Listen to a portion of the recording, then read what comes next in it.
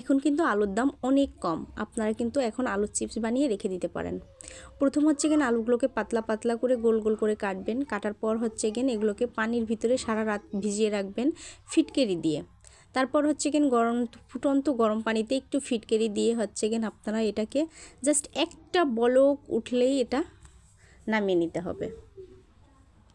এটাকে অতিরিক্ত সিদ্ধ করা যাবে না, এটা যদি একদম ফুল সিদ্ধ হয়ে যায় তাহলে হচ্ছে গিয়ে এগুলো ভেঙে যাবে। জাস্ট একটা বলক উঠবে তখনই কিন্তু এটা নামিয়ে নিতে হবে।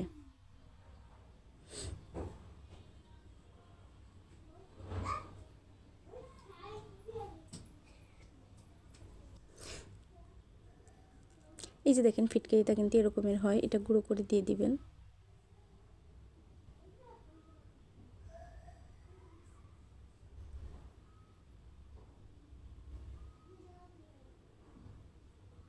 এতে কিন্তু আলুগুলো ফিটকারি দেওয়ার কারণে কিন্তু আলুগুলো চিপসগুলো একদম সাদা হবে, এগুলো কালো হয়ে যাবে না।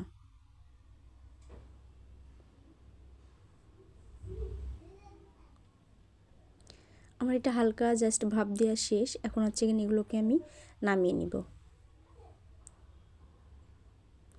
এই যে আমি একটা ওড়নার পরে দিয়েছি, আসলে আমি এটা রোদে দিতে পারবো না, এটা হচ্ছে কিনা আমি ওড়নার পরে দিয়ে পানি একটু মানে পানিটা হয়ে গেলে আমি হচ্ছে কিনা গরম পানির ভিতরে কিংবা চুলার নিচেই দিয়ে আমি এটাকে এই যে শুকিয়ে নিয়েছি। দেখেন এরকম সাদা হবে যদি হচ্ছে কিনা ফিটকারি দিয়ে আপনারা করেন। সারা রাত ভিজিয়ে রাখবেন ফিটকারি দিয়ে, এবং যে যখন পানিতে একটু ভাপ দিবেন তখন হচ্ছে কিনা একটু ফিটকারি দিয়ে দিবেন, তাহলে এরকম সাদা সাদা চিপস হবে। যে এখন হচ্ছে কিনা আমি এগুলোকে ভেজে নিচ্ছি। তারপর হচ্ছে কিনা ধনের গুঁড়ো, জিরার গুঁড়ো এবং বিট লবণ, মরিচের গুঁড়া এগুলা দিয়ে হচ্ছে কিনা একদম চিপসের মতন লাগবে, খেতে অনেক বেশি মজা হয়।